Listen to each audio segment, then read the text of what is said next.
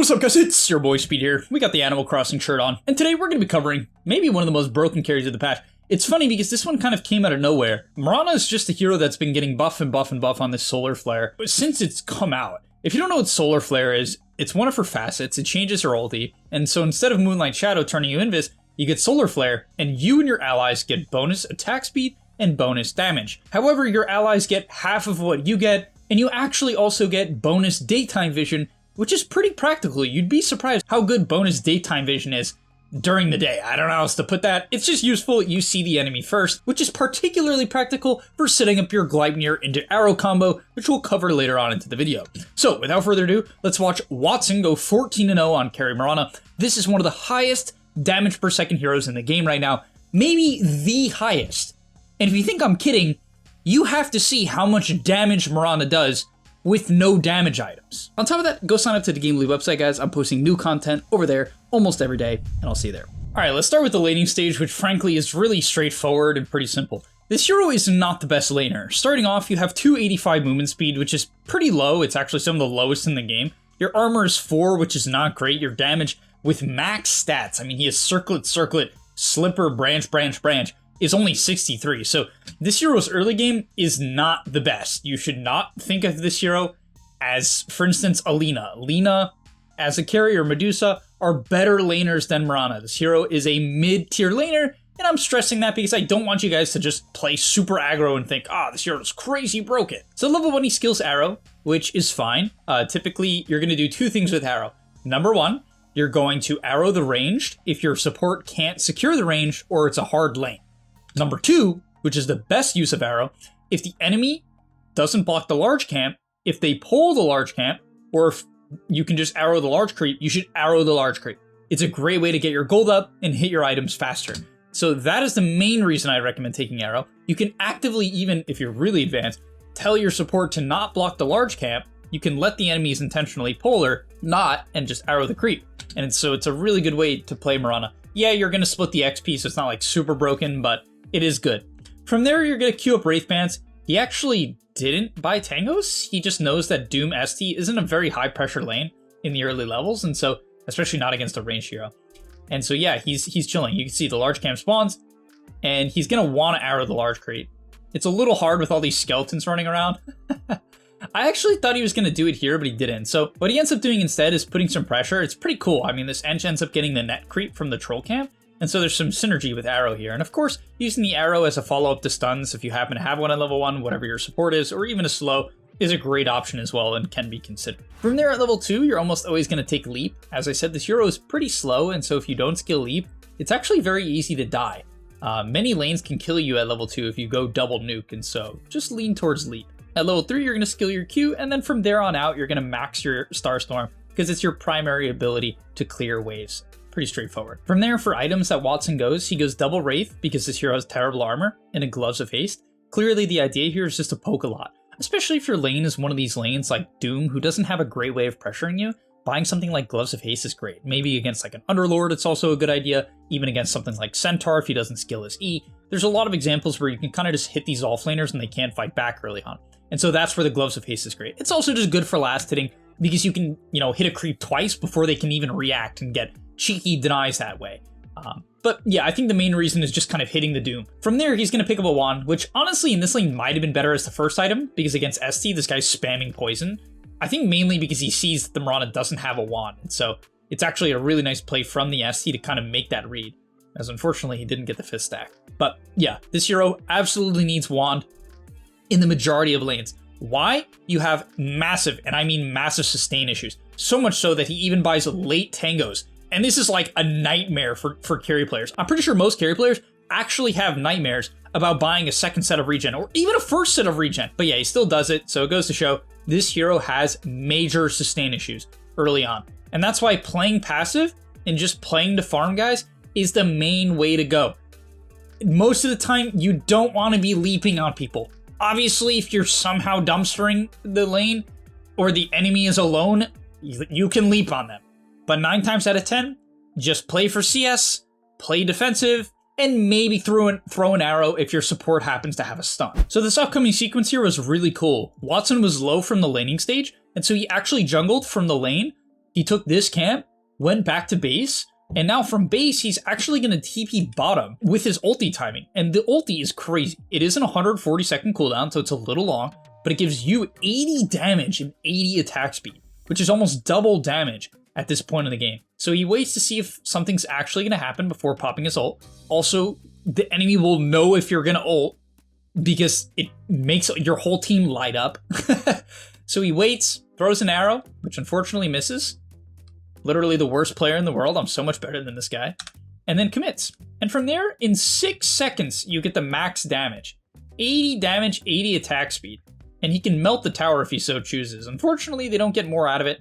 Players at this level are kind of aware of the solar flare at this point. It's very popular in high MMR. And so they kind of run away. People know, like, don't fight this shit. Everyone's catching on. It's like, it's becoming a real thing. It's like, run away from the flare. The problem is it lasts 18 seconds. So kiting it, let me tell you, is not easy. Running away for 18 seconds, especially against a hero that has leaps, is not easy. From there, farming is not exactly the hero's strong suit. The main thing you have to do, guys, is find lane creeps. This is one of those carries that cannot farm ancients. It's terrible. You can arrow the large creeps, which is something you want to do. Your neutral item, best case scenario, is Royal Jelly. Why? You need HP regen and you need mana regen. You want both. Obviously, things like Spark of Courage and Duelist Gloves, like flat damage on a hero with so much attack speed, is nice as well, but you really need sustain. I would always take Seeds of Serenity over one of the damage items, and I'm gonna take Royal Jelly #1. You might be asking about Arcane Ring. Not a huge fan of Arcane Ring because it doesn't give HP regen. It's tough. You really need this in between, which is mostly just going to be jelly, so cross your fingers and pray. From there, you're going to see he's just farming the bottom lane, like nothing crazy. You just, as I said, you need lane creeps. So wherever you are, however the game is playing out, find a lane to farm, get all the creeps the same amount of HP, switch to Intreads and nuke. He actually doesn't here, I guess maybe because he feels safe. He doesn't want to burn his mana. This hero has a lot of mana problems. And as you can see, the biggest thing about this hero, guys, that you have to understand, it's not like some hyper-efficient farmer. It doesn't dumpster the early game, but its timing is ridiculous, which we're going to get into in a bit. When you come online, you come online. So this is a brief fight, not going to cover it long, but pops a solar flare, and I just want to show you the damage on subs. He goes on the CM here with not even that much damage built up, like he doesn't even have the max yet, because it takes 6 seconds to come online. But like this CM just gets evaporated. Insta-dead. And that's how fast you blow up heroes with level 1 ulti. So once you have Maelstrom, you can start to farm Ancients, so keep that in mind.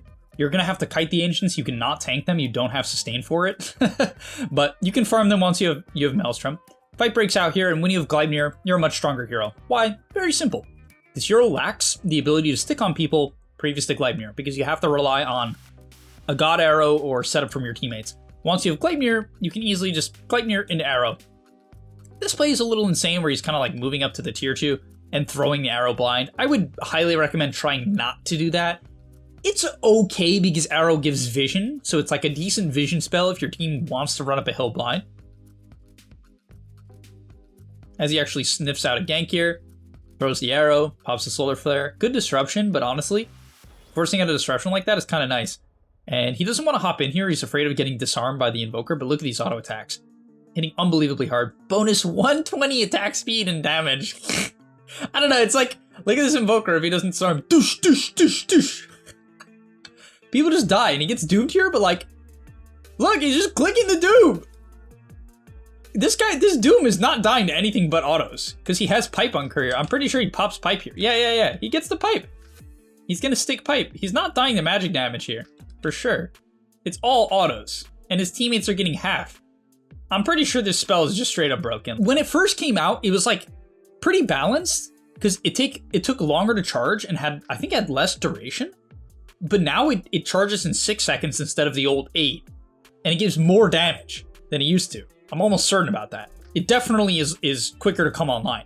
And so this ability just feels completely overtuned now because it gives, like, when you buff something that gives your whole team a buff, it's like a massive buff, you know what I mean? It's like very snowballing. Okay, the next couple of things that really like break this hero is the 15 talent and the 10 talent. So, and the 20 talent. I'll just cover the talents. So basically the big one is the 15 talent. 90 leap attack speed. Leap gives attack speed. It usually gives 100, which already combined with the bonus 120 he's getting at level 12 is a lot of attack speed. It's almost focus fire levels of attack speed, right? Wind Ranger's ultimate. He's getting 190 attack speed for how long? I think it's 5 seconds. Yeah. And bonus 32% movement speed. You only get 2 leap charges. It's a 15-second cooldown, which is actually why I think after your second item, which is either going to be Manta or BKB, you're supposed to buy your shard. Reason is the shard makes it where you get 1 extra leap charge, which is super high impact because mobility is the name of the game. Also, you get 170 bonus movement speed. Plus, this shard is just broken. It shoots out like this projectile that slows, and everything that projectile hits and does damage to makes your Starstorm do a second Starstorm too. Like everything gets hit by the second Starstorm. So you can one-shot creep waves. So I personally think that the shard is the next thing you should buy. It's really good for pushing out waves. Even though you click waves pretty fast, it's really good for pushing out waves. You don't truly need it, but the big thing is that you get that extra leap with the 15 talent. At level 10, you just leap further, which is fine. It's nice. It helps you get on top of people. At level 20, you get crit, which is like obviously good. I don't think I have to explain that when you have bonus damage and attack speed, why crit would be good. And then at 25, they're honestly not the best. Either are fine. I think multi-shot arrows is generally just the way to go. Okay, in terms of items, I actually don't really love Manta most games. Wow, the peel barely got out of that. It's probably dead anyway. But yeah, I actually don't like Manta in most games. So you'll see he queues up the Manta here, which like fine. I get it. You're purging Frostbite, Cold Snap, this Gleipnir. You can dodge Doom by clicking Manta at the right time. You can purge Peel's Diffusal and Spirit Land slow. Like, I get it. But honestly, guys, I highly recommend in most of your games for ease of execution, just buy a BKB. Yes, it's like, oh, but I'm universal. I need stats. It's like, guys, this Manta doesn't give you that much damage. Let me break it to you. It's not that much. Okay, you don't need the attack speed. It doesn't give that much armor to justify it. Like, I'm pretty certain BKB most games is 10 times safer. I get why you would buy Manta. It makes you faster. It lets you push out waves. Like, but this item's been nerfed a lot recently, a lot. The cooldown and the duration of the illusions is much worse.